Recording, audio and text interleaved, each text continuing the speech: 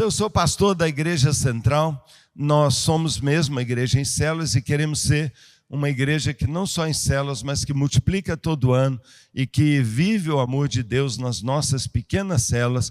E vive o amor, é o grande valor da igreja. E por causa disso a gente transforma o mundo, alcançando pessoas a pessoas, não é? Nós éramos uma igreja batista, bem tradicional, bem normal, quando Deus começou a falar conosco, não é? Deus falou para eu sair do trabalho que eu fazia, eu saí, a igreja era desse tamaninho, não tinha condição nem sequer de pagar o salário de um pastor, ela estava numa crise enorme, muito diminuída, e Deus pediu que eu desse um passo de fé.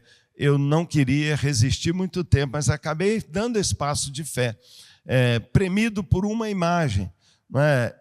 Eu estava orando muito, orando, e uma madrugada, eu acordei cedo para orar, eram umas 3 e pouco da manhã, e às 3 e pouco da manhã meu telefone toca. Você já viu o telefone tocar às 3 e pouco da manhã? Eu falei, minhas filhas estão em casa, minha esposa está aí, quem está me ligando uma hora dessa? Quando eu vi era um número desconhecido, mas a essa hora, quem liga a essa hora? Se fosse hoje a gente ia achar que é um robozinho, né? Um robozinho desse que fica ligando para a gente o dia inteiro e alguém desajustou ele.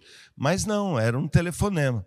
E quando eu toquei, a pessoa que falou do outro lado, pastor Paulo, que bom que você está acordado. Falei, estou acordado. Aqui é o pastor Neemias.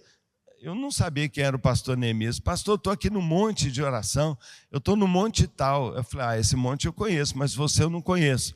E tem um monte lá em Belo Horizonte, ele estava no monte orando. Pastor, eu estava orando aqui no monte quando eu vi sua igreja. Eu vi o seu prédio, a gente tem um prédio bem bonito, e eu vi seu prédio lá no monte, eu estava vendo o prédio. E de repente, pastor, um anjo, que era mais ou menos o dobro da altura do seu prédio, nosso prédio tem um pé direito assim de uns 18 metros, então era um anjo de uns 40 metros de altura, e ele estava na frente do seu prédio. Eu falei, uau, que coisa linda. Não, pastor, não fica feliz não. Ele tinha uma marreta na mão. Uma marreta?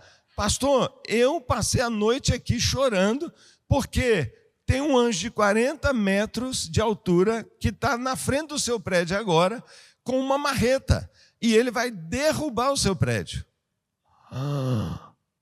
Eu falei, está amarrado, pastor. Você não sabe o sufoco que foi para construir isso. Ele falou, sim. E aí, eu tive essa visão lá no monte e eu falei, não faça isso. É a igreja central. Essa igreja é uma bênção. E o anjo batia na parede, para bater assim, e nós temos um grande paredão curvo assim na frente, e ele dava marretada no prédio. E ele tentava tirar o anjo de lá, ele me contando a história, eu estou acreditando, depois é lógico que eu me encontrei com ele. E o anjo estava uma fera com ele, tipo assim, me larga, eu tenho que derrubar esse prédio. E aí, quando ele então começou a brigar com o anjo falou com ele assim, paredes, eu vou derrubar as paredes. E aí, ele falou assim, pastor, foi a única coisa que eu vi. E ele repetiu umas 10 vezes, eu só vou derrubar as paredes. Irmão, e se for verdade essa visão? Eu estou pedindo a você para vir para essa discussão, porque, e se for assim que o céu pensa? E se for assim que o céu está olhando para nós? E se tiver anjos lá, violentos, furiosos, que ao invés de tirar sua espada desembainhada para ir consertar esse Brasil tão estragado, se ele deixar a espada e por ordem de Deus, por aquilo que ele vê no trono, ele tiver com uma marreta bem grande e ele estiver querendo bater nas igrejas, hein? Eu entrei na crise, é lógico, porque eu falei assim, será que Deus está contra? Será que é algum pecado? Será que é um problema? E naquela noite mesmo, eu já tinha acordado, eu já estava mais ou menos 1 hora orando, eu agradeci muito ao pastor, fechei e falei, Deus, o que está de errado? E imediatamente Deus falou comigo, as paredes. Eu quero derrubar as paredes da sua igreja. Eu falei, mas por que, Senhor? E ele me disse, porque as paredes impedem as pessoas de entrar. Você sabia que as paredes das nossas igrejas são o maior empecilho para as pessoas se aproximarem de Deus? Você sabia disso? Você sabia que há paredes invisíveis, mas tão reais como qualquer parede, e que os anjos talvez estejam desesperados ainda para derrubar essas paredes? Porque quem está fora não pode entrar. Mas naquela mesma noite, gemendo e chorando diante de Deus, querendo entender, Deus falou comigo, mas o pior é que quem está dentro não pode sair. Quem está dentro não pode sair. Bem, aquilo foi tão chocante que Deus me deu pregações, meu pessoal de adoração compôs músicas e nós gravamos até, né, na época era um DVD, muito lindo, uma produção fantástica, se chama Sem Paredes. E até hoje eu tenho lá na minha sala, vendeu demais, e a gente cantou uma canção que se chamava Sem Paredes. Se isso for verdade, nós precisamos fazer um olhar crítico das nossas igrejas, da nossa maneira de ser. Em primeiro lugar, pessoas que estão lá fora dificilmente vão entrar nas nossas igrejas. Você sabe disso? Há um preconceito e uma aversão cada vez mais forte contra a igreja. O inferno e as suas artimanhas e a mídia e tudo que coopera, não é? O mundo jaz no maligno e todo sistema iníquo que opera no planeta Terra conspira contra o reino de Deus. Satanás usa seus agentes, seja mídia, seja políticos, seja professores, seja universitários, seja o que for, para envenenar a mente, o coração, os olhos do povo contra a igreja. Destaca os escândalos. Outro dia, uma história horrorosa de um pastor pego em flagra, não é? Mas todo mundo aí é pego com tudo, com malas de dinheiro, com prostitutas, com crianças, com pedofilia, e a mídia abafa. Mas o pastor que fez uma coisinha, a mídia explode isso. Sabe por quê? Porque ela não quer que as pessoas entrem, ela está botando tijolo nessa parede. Há uma aversão muito grande, e no coração da maioria das pessoas eu nunca vou entrar numa igreja de crente. Por questões financeiras, não vou dar meu dinheiro para pastores. Por questões culturais, dentro das igrejas, especialmente católicas, todo padre é um pedófilo. Porque houve escândalos de envolvimento de homossexualidade. No imaginário das pessoas, aqui dentro a gente come criancinha. Aqui dentro só tem ladrão. Eu sou pastor, mas eu não era pastor. E quando eu falava em qualquer lugar, minha profissão, todo mundo, agora eu faço pastor, todo mundo, não é? É impressionante, já faz aquela cara. Então, há paredes que estão impedindo as pessoas de virem aqui. E nós podemos fazer o programa que for, trazer a atração que for, crente vem, mas o não crente muitas vezes não vem, ele vai dar 10 desculpas, 1000 desculpas, vai falar que a mãe está doente, a mãe morreu de novo, a mãe morreu pela terceira vez, todo dia a mãe dele está morrendo, mas eu não vou lá na igreja do crente. No ano 2000, Billy Graham reuniu 2.000 líderes em Amsterdã, na Holanda, e ele fez uma reunião dos maiores líderes do mundo, e ele falou, e vários falaram lá, foi um encontro super marcante, você olha na internet. Mas na mensagem dele, ele diz, o mundo mudou e a igreja precisa mudar. Uma mensagem icônica do maior líder evangélico da época, Billy Graham. E ele disse, o tempo dos estádios de futebol acabou. E olha nós aí no estádio de futebol. Mas nós vamos no estádio de futebol para celebrar. Ele ia no estádio de futebol para fazer cruzadas. E ele diz, Deus falou comigo, para de fazer cruzada. Porque as pessoas não vão mais para as cruzadas. Essa porta está se fechando. Você vai cada vez fazer programa para crente, e vai virar apenas culto de louvor. E a colheita vai diminuir. Aquele que foi o grande evangelista do século XX. E Deus falou com ele, avisa esses 2.000 líderes que a minha estratégia agora é a igreja nas casas. Irmãos, Deus nunca é pego de surpresa. Deus é o Senhor de tudo. Ele ri dos homens. ele fica no seu trono gargalhando, porque ele diz, quando ele está pensando nisso, eu já estou lá na frente, eu sou o Criador. E Deus já sabia desses movimentos todos, e mais do que isso, ele queria restaurar algo que a reforma protestante não conseguiu restaurar, que é o sacerdócio do crente. Irmão, durante os 1700 anos em que nós ficamos presos dentro do romanismo, dentro do clericalismo, o sacerdócio dos crentes quase que morreu. Irmãos, a igreja correu tanto risco na Idade Média que ela quase desapareceu.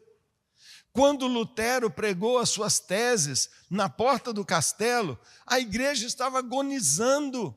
Ninguém queria mais igreja, e foi uma reforma, uma revitalização, e depois o sopro do Espírito, os movimentos pentecostais, a igreja se levantou, mas ainda uma igreja que funcionava poderosamente a partir de um altar, a partir de um líder, a partir de um clero. E muitas pessoas ainda sentadas no banco da igreja, não é? Ali dando a sua oferta, participando, servindo aqui e ali. Mas evangelização, discipulado, ganhar pessoas, isso é função de profissionais, de missionários e pastores profissionais. Deus não foi pego de surpresa. Quando esse movimento de reação da igreja aconteceu, ele esfregou a mão e falou, uau, meu plano está em ação, porque ele queria botar você e transformar a sua casa numa igreja que está de porta aberta para aquelas pessoas que estão ali dentro da sua área de influência. E o mundo está mudando, as maiores igrejas do mundo, os grandes movimentos hoje, e essa colheita extraordinária que está acontecendo no mundo inteiro, é principalmente a partir das casas. E hoje à noite eu tenho a alegria de estar aqui, compartilhando meu testemunho, minha alegria de ver, né, as igrejas do mundo inteiro, Deus avisando e soprando, abre as casas, o poder está nas casas, o poder está nas casas. E a gente vai para o estádio, agora esse final de semana eu tenho vontade de ficar aqui, né, para celebrar, e nossa festa no estádio chamou Celebra Jesus. Porque a gente não estava ali para evangelizar, não. A gente estava levando todo mundo que a gente já ganhou para Cristo para celebrar o Salvador, aquele que deu para eles uma nova vida. Irmãos, é um movimento incrível que Deus está fazendo. É extraordinário. O que eu queria, nessa introdução, é dizer aqui para os líderes de célula, os supervisores, que você está absolutamente alinhado com tudo que há de mais atual, com aquilo que é chamado hoje o grande movimento de renovação da eclesiologia, da maneira de ser da igreja em toda a terra. Irmão, ao fazer parte de um grupo difícil, um trabalho pesado. Irmãos, eu sou líder de célula há 25 anos, tem 25 anos que eu tenho uma célula na minha casa, toda terça-feira, e hoje eu estou matando a minha célula. E a culpa é daquele barbudo ali.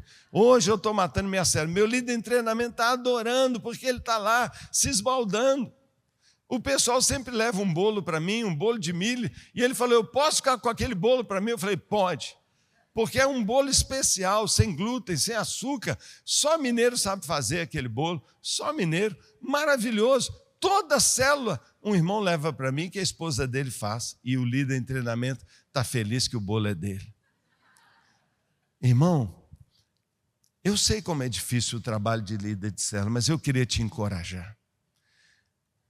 Quando Deus está mandando seus anjos derrubarem os muros da igreja e as paredes, é porque Ele queria nos obrigar, pastores, a devolver o ministério do discipular, do evangelizar, do ganhar na mão de vocês. É para ir, é dessa porta que as milhares e milhões de pessoas estão vindo para a igreja. A grande colheita que está acontecendo hoje não é por cruzadas, é por amigos, é relacionamento. O evangelismo é relacional, é amigo ganhando amigo. E isso está acontecendo de uma forma incrível. Por quê? Porque você conhece, você confia. Era a marca da Volkswagen algum tempo atrás. Volkswagen, você conhece, confia. Mas agora, esse crente trabalha comigo na mesma empresa. Ele é um cara tão legal, olha como ele trata a mulher dele, olha como ele fala da esposa, olha como ele mostra a foto da filha dele, olha que ele não fala um palavrão, olha como ele não me trai nas reuniões, ele não rouba minhas ideias, ele trabalha, ele fica até mais tarde, ele me ajuda, ele paga o imposto de renda. Esse cara é correto. Vão na minha casa? Ah, não. Vão na minha casa? Ah, não. Vão na minha casa? Então eu vou porque é você. Porque eu conheço você. Não é o pastor, não é uma igreja amedrontadora, não é um ambiente inóspito para mim, é uma casa. Lá eu vou tomar café, tomar chá, comer pizza.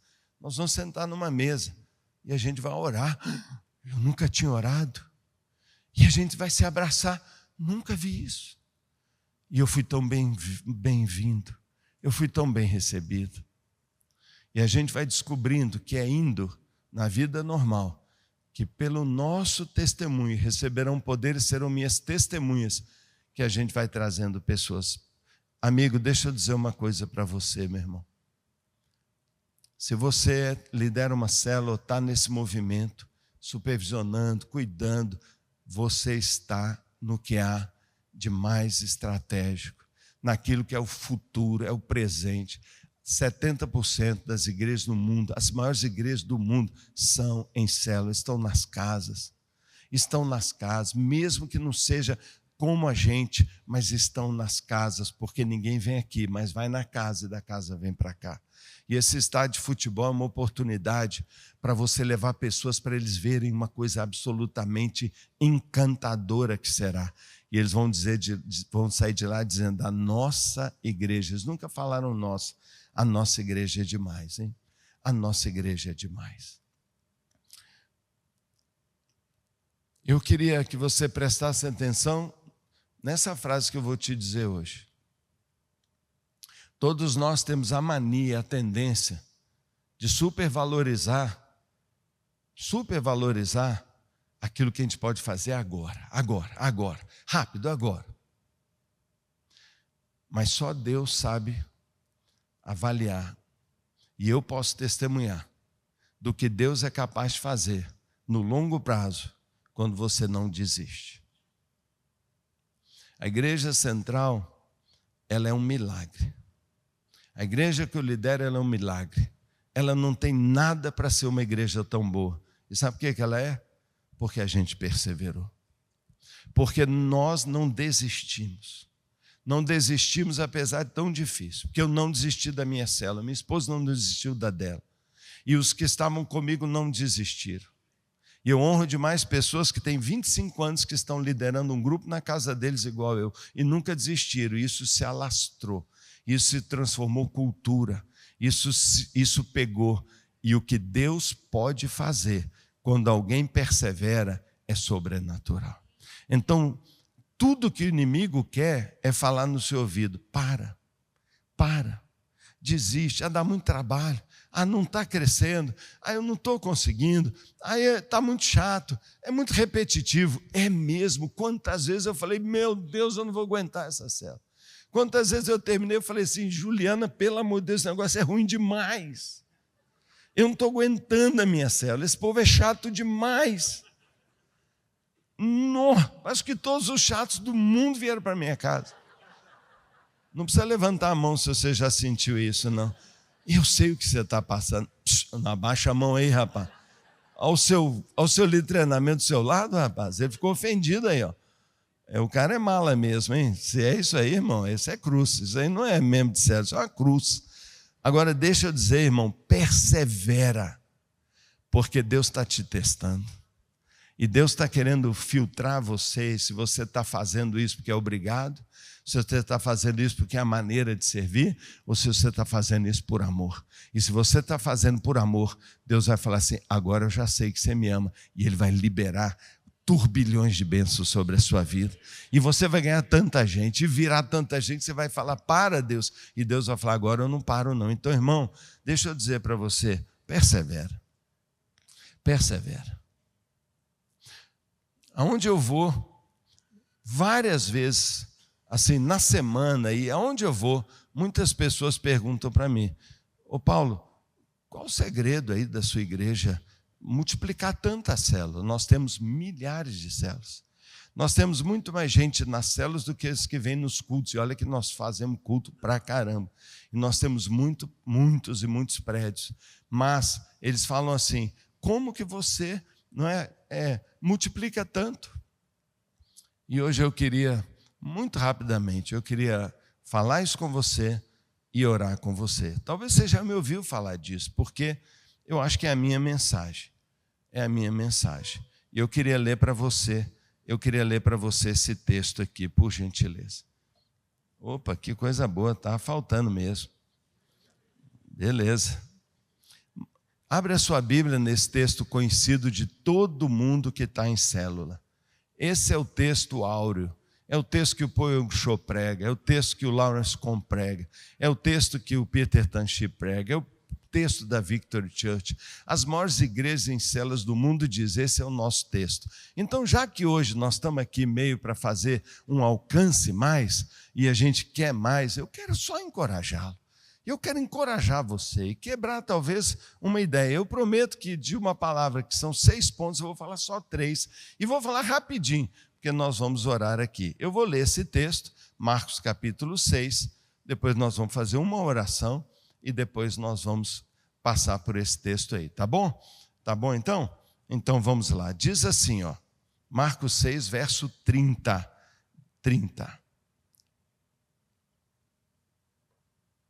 Tudo bem?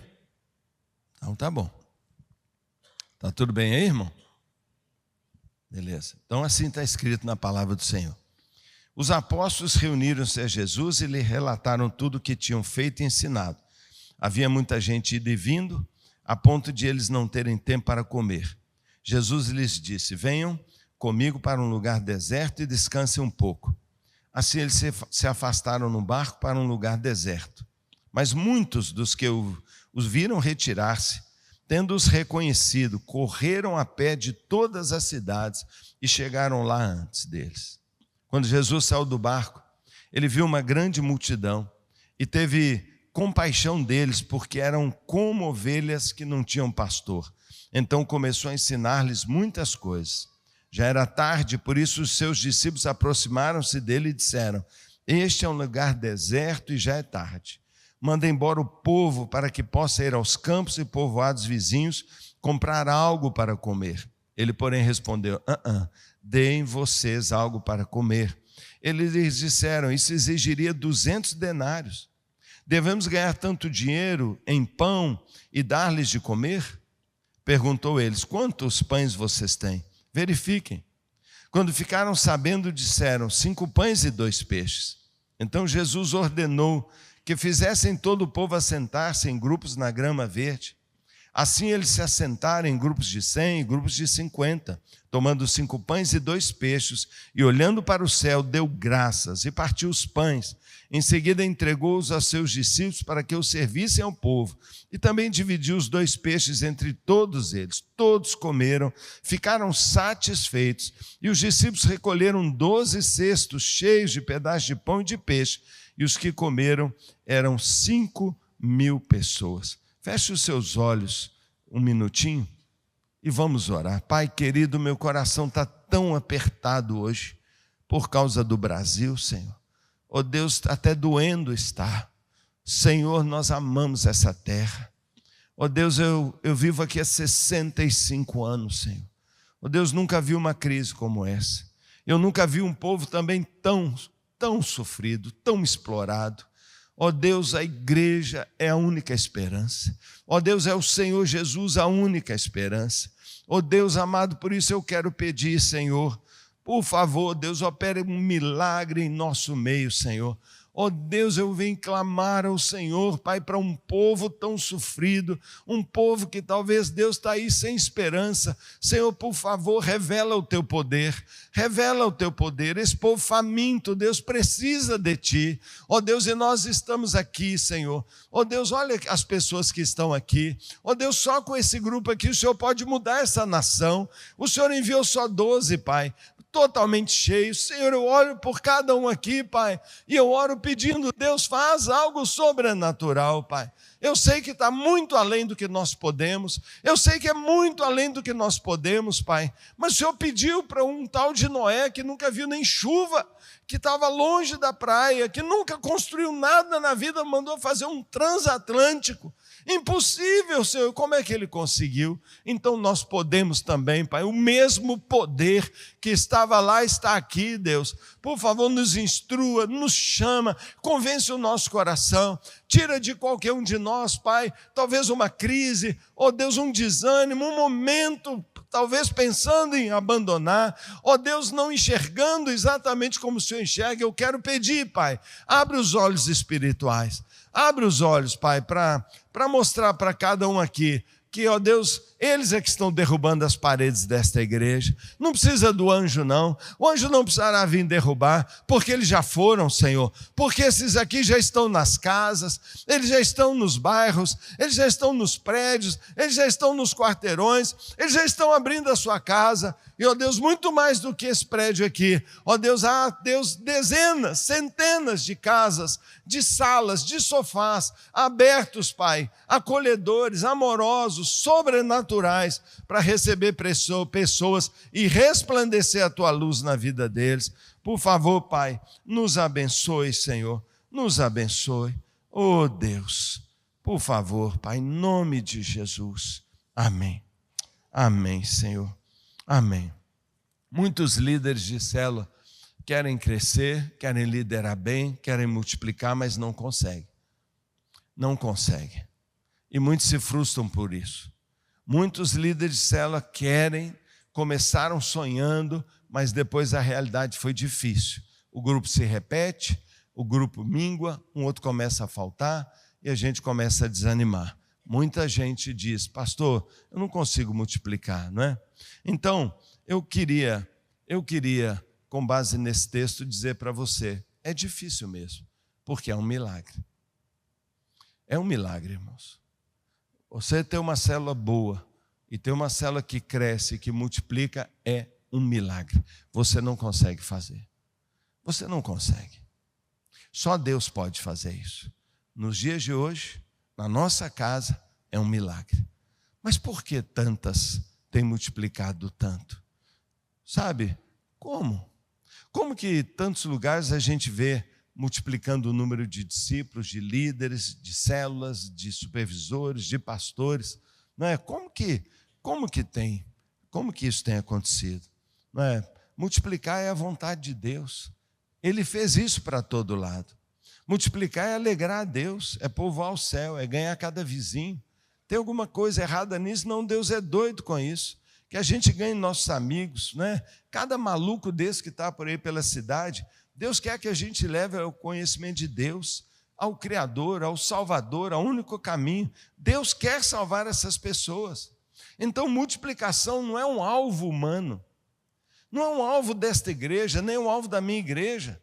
Não é nada, não é um desejo vaidoso de um líder. Irmão, se você deseja multiplicar e tem multiplicado, isso não é um desejo vaidoso, não é para aparecer, nunca é, irmão.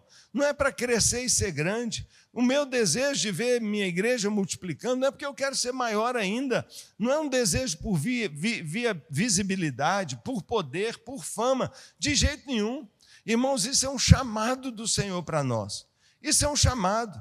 Não é? Então, se nós não confiarmos e crermos que essa é a vontade de Deus, muitas vezes nossas motivações erradas é que vão acabar impedindo a nossa célula de avançar. Então, é claro que Deus quer multiplicar. E se você é um líder de célula, se você é um supervisor e não está preocupado da sua célula crescer, se você não está preocupado com números, muita gente adora falar mal de número, muita gente adora criticar meta, muita gente adora criticar contagem, não é chamada. E na minha igreja é cheio de gente que vive reclamando comigo, eu só falo com eles uma coisa: não existe qualidade que não resulte em quantidade. Não existe. E se não multiplica, e se não cresce, é porque não é bom. Porque tudo que é bom enche, tudo que é bom atrai. Então, muitas vezes, a gente está criticando porque a gente está disfarçando.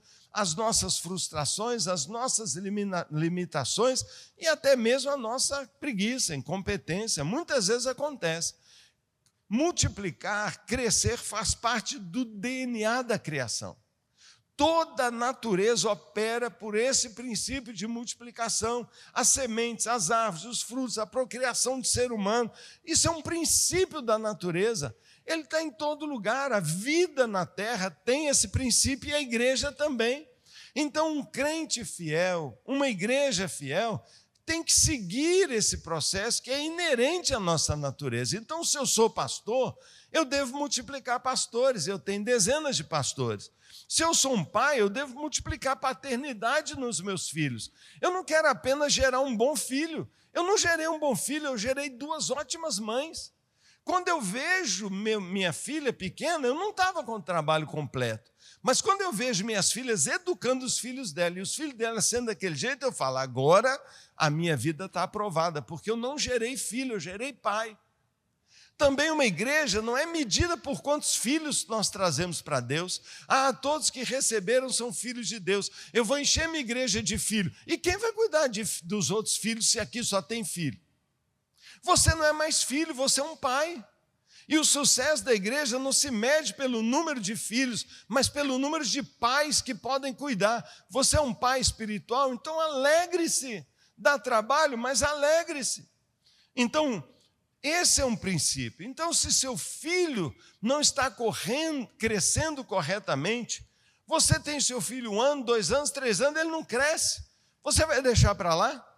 Você vai deixar para lá? Não. Você vai levar no médico, você vai tentar descobrir o que está impedindo, e ele vai ser tratado e vai voltar a crescer. Eu não tenho nenhuma vergonha, eu não tenho nenhum constrangimento de querer crescer. Pelo contrário, eu sei que se eu estou crescendo, eu estou honrando a Deus, e eu estou sendo fiel ao mandamento dele, e você está colaborando com isso. Então, eu não quero crescer de qualquer jeito. Eu não vou apelar para isso, muita gente apela, mas eu quero crescer saudável. E pela graça e pelo poder de Deus, eu quero crescer saudável. Então, eu sei quanto eu cresci no ano passado, e eu tenho uma meta muito clara desse ano, de quantas pessoas nós vamos levar a Cristo, e quantas células nós vamos abrir. E esse texto fala para nós, ele fala para nós de que Deus, nas mãos de Jesus, fez uma multiplicação. E essa multiplicação fala para nós, não é? De que isso foi um milagre. Um milagre. Foi um milagre. Foi ou não foi? Pão aparece? Comida aparece? Claro que não. A grande pergunta é, por que isso aconteceu? Por que aquele milagre aconteceu? E eu queria dar só 3 dos vários motivos que eu encontro. Primeiro, porque havia muita compaixão pela necessidade das pessoas. Havia muita compaixão. Se você ler o texto, o que você vê aqui é muita compaixão. O povo estava precisando de comida. Havia muita compaixão. Esse é o que o texto diz. Quando Jesus saiu e viu aquela multidão, teve compaixão. Então, irmãos, antes do milagre acontecer, Jesus teve compaixão. Sabe, nós temos abundância de estratégia, de treinamento, de técnica, muito trabalho para fazer, mas se a gente não tiver a essência que Jesus tinha, que é a compaixão, o milagre aconteceu porque Jesus tomou o que ele tinha e compartilhou com aquelas pessoas. Você sabe que provavelmente o André não trouxe o pão para Jesus para ele multiplicar? Você sabe que o que dizem os comentaristas é que aquele menino trouxe foi para dar para Jesus comer. E você sabia que Jesus estava morrendo de fome? E os discípulos estavam morrendo de fome. E Jesus, ele tinha trabalhado, ele tinha ministrado o dia inteiro, ele tinha todo o direito de comer. Você sabe que ele não comeu. E ele não comeu, ele teria todo o direito. Mas ele estava tão movido pelo outro que ele não pensou nele. E ele deu para o pai o que ele tinha. Ele falou, pai, eu só tenho isso aqui, mas eu não vou comer, porque eu queria dar isso para todo mundo. Ele olhou cada pessoa. Eu não sei que cena ele viu, mas devia ter criança chorando de fome. Devia ter mulher desfalecendo de tanta fome ali, porque os discípulos viram que eles estavam assim. Você já viu um povo esfomeado? Você já viu gente sem energia, magro, triste? Sabe, aquele povo era tudo escravizado dos romanos. Tudo que eles tinham era levado. Se não era o romano, era aqueles fariseus ladrões. A corrupção lá nem compara na nossa época. 100% praticamente dos bens da riqueza estava na mão de 2% da população. Parece com um país que a gente está vivendo. A corrupção era uma coisa absurda. O povo passava fome. E Jesus viu aquilo. E quando ele viu, o coração dele apertou. O coração dele apertou. Sabe como eu faço para motivar meus líderes de célula? Eu faço caminhada pelo centro de Belo Horizonte. No centro de Belo Horizonte nós temos 28 mil moradores de rua. No centro de Belo Horizonte nós temos Cracolândia. Mas eu não fico só lá, eu levo eles também nas boates à noite. E a gente vai orar no monte que depois a gente passa e vê aqueles jovens se drogando e fazendo pega. Às vezes eu projeto para eles o número de divórcios e de crianças que estão sem pai. Às vezes eu levo eles para hospitais. Mas eu estou o tempo inteiro fazendo o povo olhar e ver mães com bebês e ela não tem leite para dar para ele, e ela não tem comida para ela ou para o filho. Espiritualmente, esta é a cena. Esta é a cena. Sabe, um líder de célula que multiplica e que a célula dele prospera, não multiplica porque ele trabalha muito, mas ele trabalha muito porque tem muita compaixão. O que faz a gente continuar liderando é compaixão. Sabe, irmão, se eu quisesse viver uma vida boa, a última coisa que eu ia ser é pastor. Porque eu tinha uma vida muito melhor quando eu não era pastor. E quando Deus me chamou para ser pastor, eu falei, Deus, o que eu vou fazer? Você vai abrir uma célula para você. E foi coincidência que o dia que eu larguei meu trabalho, eu abri uma célula. E desde aí toda a igreja veio atrás de mim. Mas sabe, se eu quisesse uma vida boa, eu não ia liderar uma célula. Mas sabe, eu acho lindo e maravilhoso toda semana ver alguém se converter na sala da minha casa. Toda semana. Toda semana eu vejo alguém diferente. Ou às vezes alguém que já esteve na minha célula e liga e fala, eu estou na Pioral, posso voltar? Eu falo, você sabe onde eu moro. E ele já sabe, ele volta, às vezes quebrado, porque se desviou, mas a porta está aberta. Ele não queria na igreja, não queria. As nossas células são postos avançados. Postos avançados. Você já imaginou uma igreja sem células? Já imaginou se a gente fosse só isso aqui? Você já imaginou? Deus não imaginou que a igreja dele fosse só um local de culto que funciona aos domingos, ainda que eu faça 10 cultos no domingo, ou ainda que eu faça culto segunda, terça, quarta, quinta e sexta. Muita gente não virá aqui. Então Deus não pensou que nós íamos ser uma igreja de uma estrutura só. Ele imaginou 2 estruturas. E a Bíblia diz que a igreja, lá no Novo Testamento, se reunia no templo e nas casas. No templo e nas casas. E se eu tirar um deles? Bem, não sei o que você acha, mas é mais ou menos como se eu agora ficasse assim. Então, tem alguma coisa errada comigo? Não, eu continuo vivo. Ah, então a igreja que não tem os grupos, ela é uma igreja errada? Não, não é errada. Ela só é aleijada. Ela só é incompleta. E eu posso ficar aqui e eu estou vivo. E eu chegarei em casa amanhã se eu perder minha perna. E tem muita gente que perdeu sua perna. E ele vive. Mas ele tem que se superar. Ele anda, mas ele anda com mais dificuldade. Ele avança, mas não vai longe. Ele cansa demais. E tem muita igreja que está vivendo por aí. Ah, não, ser crente é muito difícil. Ah, não, esse negócio de ser crente é muito complicado. Eu já estou achando já bem desconfortável. E há 1.700 anos atrás, o diabo cortou uma perna da igreja e disse assim, fica só no prédio, não abre a célula não. abandona as casas.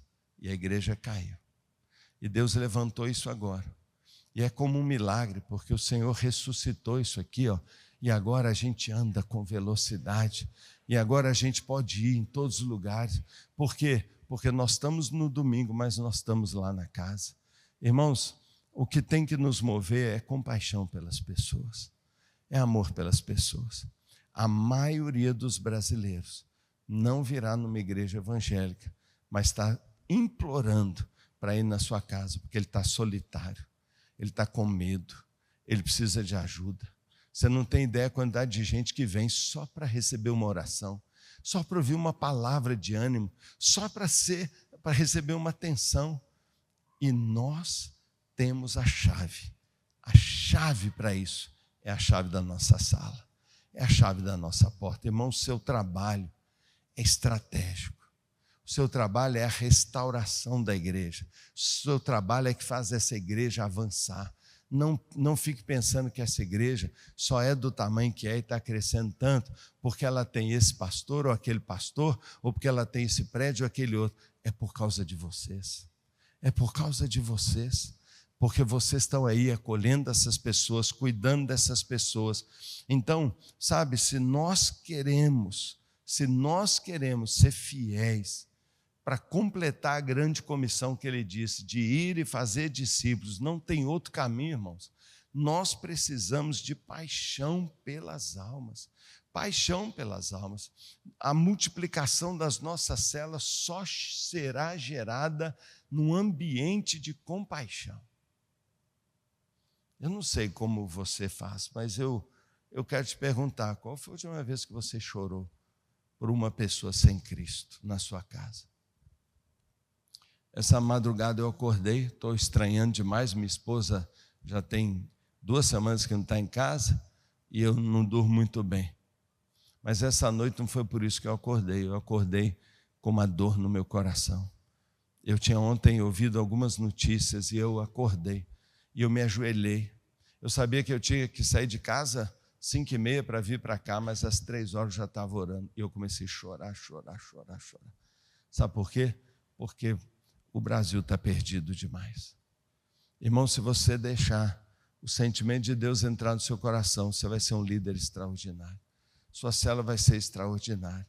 O primeiro motivo foi esse. Quando a gente começa a falar, não é, sobre o amor de Deus para as pessoas, sua célula vai multiplicar. O segundo motivo porque a multiplicação ali aconteceu é porque tinha um líder lá que desafiava as pessoas.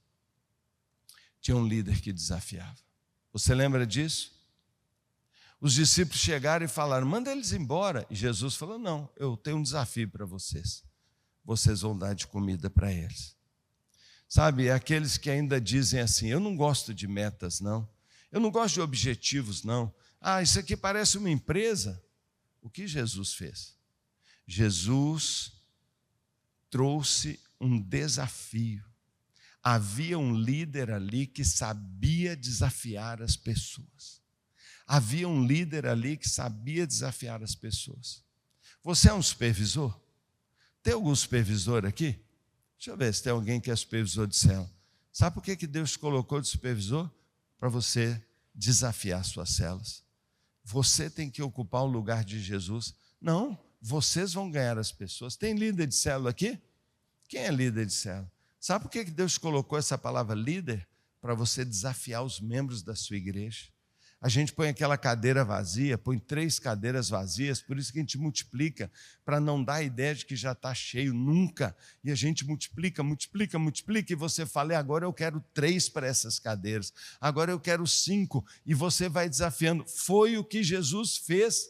Jesus falou, se vocês não vão buscar outra coisa, vocês vão dar de comer para eles, mas isso é impossível, se vira, bicho. É meu desafio para você, me arrume alguma coisa. E Jesus falou assim, então eu te desafio. Tem um pastor aqui que tem a obrigação diante de Deus de desafiar vocês. Tem um coordenador de células que tem a obrigação de falar, eu quero 100% de multiplicação. Eu quero 100%. Eu quero que cada um ganhe um para Jesus. Irmão, você já pensou que pode haver nesse planeta um crente que passe 1, 2, 3, 4, 5, 362, 363, 364, 365 dias inteirinhos no ano e não fala de Jesus para nenhuma pessoa, nenhum desses dias. E que passa um ano inteiro e não ganhou uma pessoa, não batizou uma pessoa. Você já imaginou que tem gente que é assim?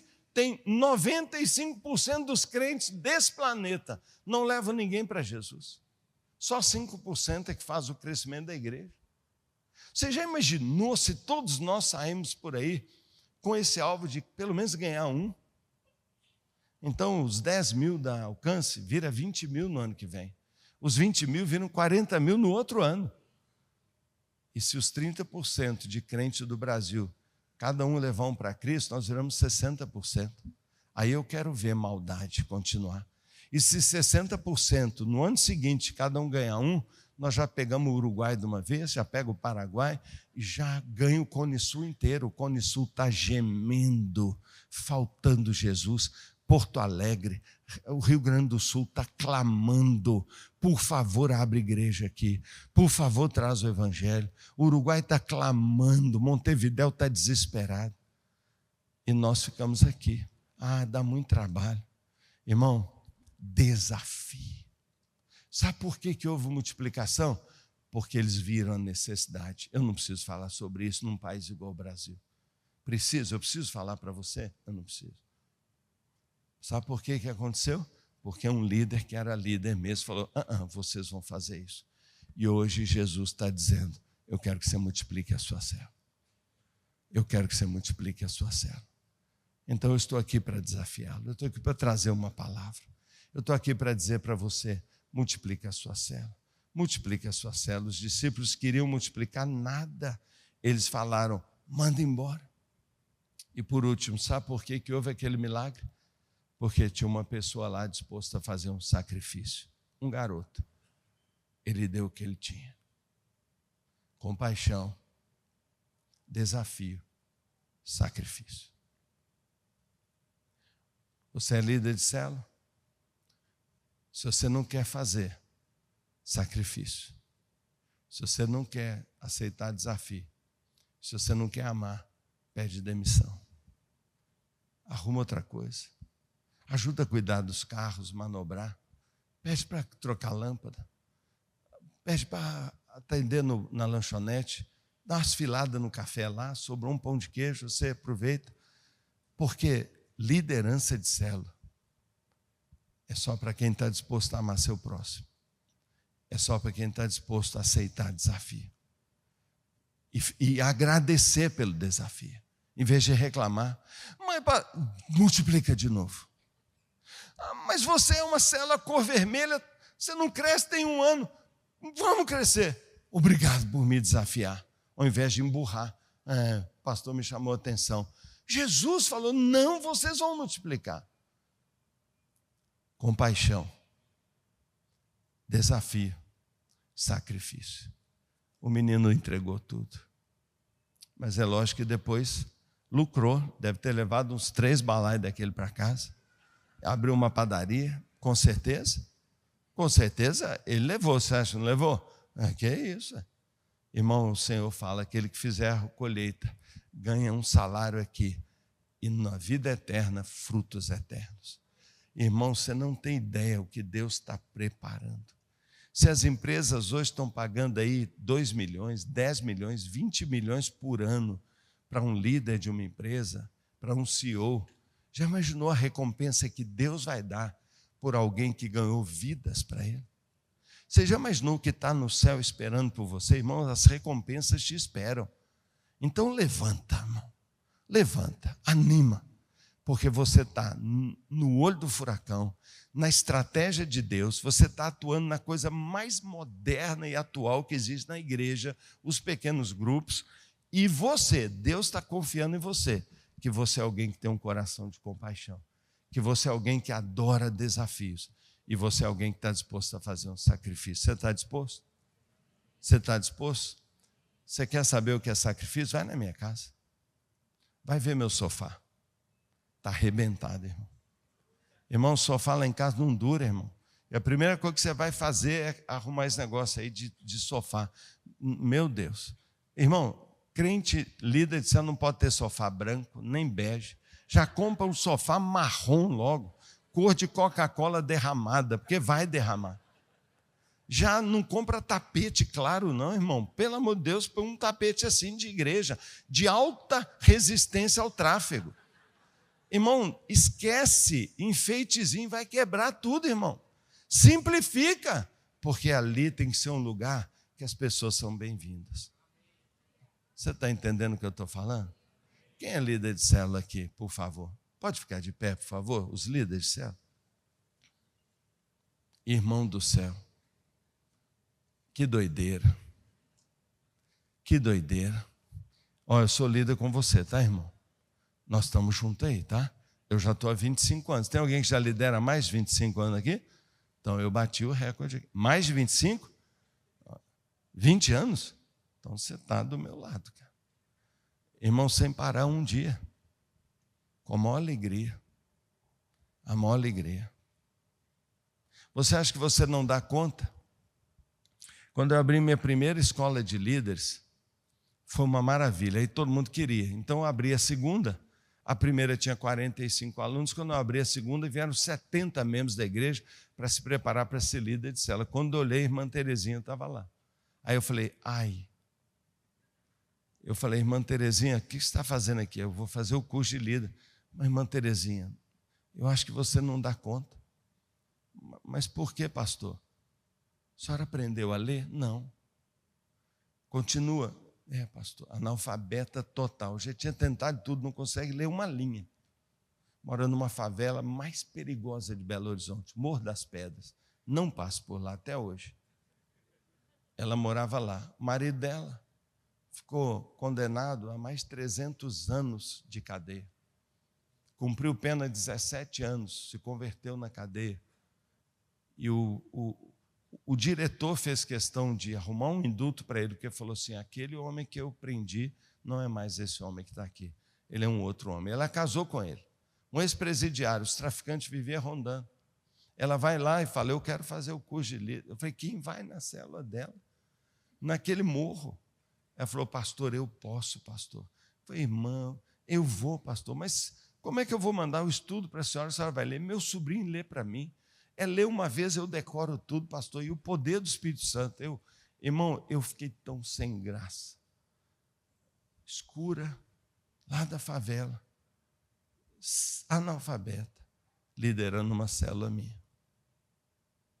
Irmão, em pouco tempo, aquela mulher começou a multiplicar a célula, multiplicou a célula. Na hora que eu parei de contar, ela já tinha multiplicado 90 vezes a célula dela. Tem uma ala assim da minha igreja, desse tamanho, igual essa parte tampada aqui, ó. Ela sentava ali e só tinha os filhos espirituais dela. Assim, ó. Ela pegava a igreja inteira, analfabeta. Sabe por quê? Amor pelas pessoas. Compaixão. Sabe por quê? Sabe por quê? Compaixão, desafio. Ela aceitou o desafio. Sabe por quê que ela alcançou aquele tanto de gente? Ela fez o sacrifício. Vai lá no Morro das Pedras, hoje em Belo Horizonte. Ele conhece aqui, ó. Vai no Morro das Pedras. Quando você olhar o Morro das Pedras, é um morro enorme, só barraco de madeira. E você vai ver no meio uma casona. Mas quando eu falo casona, eu estou falando de uma casa de mais ou menos 600 metros quadrados. Ela tem 3 andares. No último, é um espaço gourmet, com mais ou menos 250 metros quadrados, com bancada de granito, com churrasqueira, com freezers, com tudo. Sabe o que é lá? Casa da irmã Terezinha. Sabe o que esse pessoal fez? Derrubou os barracos todos, construiu a casa dela lá, para ela fazer célula lá na casa dela. E todo mundo vai na célula. Pode ir lá que você vai ver a casa dela. Linda. Eles deram para ela, porque ela é mãe de uma multidão. É isso que Deus quer fazer através de você. E eu queria que você, líder, ficasse de pé, porque eu quero orar por você. Pastor, o que você pode orar por mim que meus pastores já não oraram? Nada. Eu não posso fazer nada, mas Deus pode fazer um milagre na sua vida, pode? Deus pode fazer um milagre. Deus pode fazer um milagre. Quando nós fomos ter nosso segundo bebê, ele morreu. Nasceu, ficou alguns dias e morreu. Ele tinha um problema muito grave e morreu. Quando 2 anos depois nasceu a minha filha, que acabou de ter neném, o médico falou, o problema dela é muito pior do que o seu menino, ela vai morrer também. Minha esposa já estava esperta e ela falou assim, eu não saio desse hospital sem minha filha. Não adianta, eu não vou sair daqui. E eles falaram, não, ela já vai morrer amanhã, e não morreu. E ela orando, orando, orando. No outro dia, ela não morreu, orando. E ela clamando. Uma madrugada, a gente estava lá e ela ouviu e eu ouvi a mesma coisa. Eu falei, se ouvi, descemos. Fomos lá na UTIP. Ela falou, vai lá orar pela sua filha. O pessoal lá falou, não pode você orar. Eu falei, Deus mandou orar agora. Não, mas não pode. Ligaram para alguém, deixou entrar. Nós fomos lá. Nossa filha foi curada, viveu, é mãe. Você acredita em milagre? Eu acredito em milagre. Como é que você vai dizer que... Então, eu quero pedir para você 10 células. Eu quero pedir para você 100 membros na sua célula. Eu estou pedindo milagre. Você quer um milagre? Mas sabe por que isso vai acontecer? Se o seu coração mudar. E se você amar pessoas. E se você dispor a sua casa para receber as pessoas que talvez ninguém quer receber. Deus quer fazer, através do seu amor, um milagre. Que bom que o meu amigo veio aqui. Ó. Aí, eu não sabia que você tocava, não? Que aí, tá vendo? Você pode botar a mão no seu coração? Meu horário já foi, mas o pastor também foi com o meu. Aí, eu falei que você ia pagar caro. Ô líder de célula, você quer um milagre? Vamos fazer um milagre aqui? Vamos dobrar nossas células nesse ano? Vamos fazer uma multiplicação extraordinária? Então, líder, você tem que fazer mais um líder em treinamento. O seu líder tem que estar preparado daqui a 1 ano para liderar uma célula. É você que vai treinar ele. Para de fazer tudo. Fala, não foi bom. Melhora isso. Não, estuda mais. Ora melhor. Não, você orou feio. Não, faz de novo. Não canta não, que sua voz é horrível. Deixa os outros cantar. Aumenta o volume do som, pelo amor de Deus. Tem que fazer essas coisas. Faz o tal bolo de milho. Pega a receita, irmão. O que multiplica a minha célula é o tal bolo de milho. Seja carinhoso. Acolhe as pessoas. Sorri. Azar se estragar sua casa. O que vale mais, tu vai virar tudo cinza. Mas aquilo que você colocar no céu é tesouro, que não tem valor. Sua recompensa depende do que você botou no céu, irmão. Não vamos reclamar de ser líder de célula, não. E vamos combinar de ir atrás dos líderes que pararam. Esse tanto de gente sentado aí, quem é, hein? Os que estão sentados é o quê? Assim, é o quê? Tem algum supervisor? Tem supervisor aqui? Fica de pé então, supervisor, coordenador, pastor. Tem líder em treinamento aqui? E tem alguém que não é líder nem nada, mas sonha, um dia podia ser um líder? Você quer ajudar a gente nessa tarefa? Você quer abraçar? Se você quiser receber uma oração que vai mudar a sua história, eu fosse você, eu ficava de pé. Porque eu não ia deixar de receber no meu peito. Eu não ia deixar de receber no meu peito o coração de Jesus. Porque hoje Jesus vai botar o coração dele dentro de você. O mesmo coração que fez a multiplicação do pão, ele vai ser colocado dentro do seu peito. Não vai caber em você. Não vai caber. Talvez você está aqui e está pensando assim, não está acontecendo nada. Irmãos, tem uma unção aqui. É uma unção de multiplicação. Você sabia que unção é igualzinho o sol? Quando você está num ambiente de unção, você sabe que não tem como escapar? Você vai para a praia e tem um mormaço e está nublado e você não passa protetor, você fica lá sem camisa e fala assim, não está acontecendo nada. Aí à noite você vai para casa, quando você chega no banheiro, tira a roupa, você vê aquele camarão e fala, de onde veio isso? Porque é o sol. Ele está lá te marcando. Irmão, a unção vai te marcar hoje. Você está parecendo que nada está acontecendo. Fala assim, um alcance mais igual. Não é igual. Deus vai te marcar hoje. Irmão, Deus vai te marcar. E a mesma unção que está sobre a minha vida, compaixão e liderança de multiplicação, vai estar sobre a sua vida também. E esse sol vai te marcar. E você vai ter essa marca. A marca do amor, a marca do desafio, a marca da coragem, a marca do sacrifício. Põe algo que Deus vai multiplicar e você vai ganhar muito mais. Então pega a sua mão, põe sobre o seu coração. Põe sobre o seu coração. Eu queria que você recebesse apenas agora. Pede a Jesus agora. Pede para Ele, pede. Um dos avivamentos mais recentes que teve no Brasil foi no ano 99, 98, 2000, 2001. Foi promovido pelo Diante do Trono, Lagoinha de Belo Horizonte. Mexeu no Brasil inteiro. Os estádios lotaram por todas as capitais. E a canção que eles cantavam é: dá-me um coração igual ao teu. Irmãos, quando uma igreja pede o coração de Jesus, um avivamento vem. É impossível você ter o coração de Jesus transplantado dentro de você e ter no seu lugar indiferença, preguiça, não é? Reclamação. É impossível. Eu estou pedindo para você pedir. Pede a Deus, fala: Deus, me dá esse coração, me dá esse amor. Eu quero, Senhor. Eu quero, Senhor. Pai amado, eu estou cheio de fé, Senhor. Eu estou cheio de fé. Eu estou enxergando com meus olhos, Deus, que as paredes estão caindo, as barreiras estão caindo. E aquele anjo gigante está aqui. Ele está aqui esmiuçando nossos corações. Ele está derrubando as paredes da alcance. Ó Deus, nada vai impedir que Curitiba venha te adorar.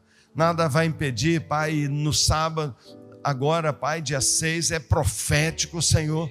Ó Deus, é uma declaração profética de que será incontável o número de discípulos e que essa cidade e esse estado vão ser ganhos para o Senhor. E aonde mais que o Senhor leve alcance. Pai, nós profetizamos uma igreja sem paredes. Ó Deus, as multidões poderão vir e elas serão tão amadas, tão bem recebidas. Mas eu também declaro, Pai, que as paredes já caíram. E, ó Deus, nada vai impedir que essas pessoas voltem para suas casas. Não para descansar, mas para serem missionários. Não para descansar, mas para convidar. Não para descansar, mas para orar. Não para descansar, mas para sonhar. Sonhar com milagres, sonhar com multiplicação. Ó Deus, eu venho pedir agora, implanta o teu coração, nos dá esse amor, Deus. Senhor, nos dá o seu coração, a mesma compaixão, os mesmos olhos. Ó Deus, queima dentro de nós, a tal ponto que a gente não consegue não falar, não consegue não desafiar. Pai, transforma cada um aqui não só num líder, mas num multiplicador. Que cada um se torne um desafiador, que o líder de célula desafie os seus 4, 5 a virarem 10, cada um trazer um. Pai, neste ano todas as células dobrarão de tamanho, todas as células, Pai, não vai ter célula amarela, não vai ter célula vermelha, todas elas verdes, cheias, prontas para multiplicar. O problema nessa igreja vai ser achar casas, e células serão feitas em praças, serão feitas em lojas, serão feitas em oficinas, serão feitas em casas de não crentes que vão falar: por favor, põe uma célula na minha casa. Ó Deus, eu venho pedir agora o teu coração, um amor, ó Deus, que seja imparável, um amor que seja sacrificial, um amor que atraia o teu favor, atraia a tua unção, e que esse povo, perseverando, veja obras extraordinárias que o Senhor vai fazer através da persistência deles. Eu peço líderes consistentes, eu peço líderes fiéis, eu peço líderes, ó Deus, cheios e batizados com esse amor. Deus abençoa, Pai. Ó Deus, em nome de Jesus, abençoa. Eu oro por aquele que tinha decidido: eu vou parar. Eu vou só até o final do ano. Chega, eu já fiz muito. Senhor, eu venho pedir que não só eles não parem, mas que eles vão atrás de líderes que já pararam. E eles dizem: eu recebi uma unção e eu fiquei louco agora. E eu não quero parar nunca mais. E eu não quero parar. Pai, eu quero pedir por aquela líder que decidiu: eu tenho minha célula na terça, eu vou abrir uma na quinta também. E eu vou liderar 2 células. Eu vou liderar 3. Senhor, eu quero pedir, Pai, ó Deus, a medida de sacrifício. O sacrifício vai dar a medida da colheita. Pai, muito sacrifício, muita colheita. Pouco sacrifício, pouca colheita. Eu quero pedir, Pai, ó Deus, doação, sacrifício. Deus, eu oro por aquele que ia desistir, que, ó Deus, ele nunca mais pense nisso, mas que ele veja o céu sorrindo, Pai. Eu oro por esses que ficaram de pé, Senhor. Ó Deus, eu sei que eles estão aqui porque eles querem alcançar mais. Eles sabem que tem mais. São fominhas. Eu quero pedir, Pai, que eles entrem para uma célula e vão liderar também. Ó Deus, e novas casas se abram. Ó Deus, e esse sol que está aqui, essa unção, queime todos nós. Que a gente saia daqui moreno, assado, vermelho, porque estivemos expostos ao teu raio, à tua presença, ao amor do Senhor, e que a gente saia daqui marcado, como se nos tornássemos os peões que trabalham debaixo de sol e têm, ó Deus, seus braços marcados, porque estão sacrificando para o Senhor. E Pai, eu posso te pedir ainda mais uma coisa: recompensa eles, recompensa. Deus, que o Senhor desencrenque a vida de alguns, que o Senhor prospere, que o Senhor traga cura, libertação. Senhor, em nome de Jesus, ó Deus, eu venho pedir que haja colheita abundante na casa onde o Senhor está ali, Pai, sendo servido e adorado. Que haja saúde, Pai, haja saúde. Nenhuma enfermidade dessas que está por aí no mundo venha sobre eles e nada lhes falte, Pai. Mesa farta, coração alargado, ó Deus, caminhos claros. Por favor, Deus, abençoe. Abençoe, Senhor. Abençoe. No nome de Jesus.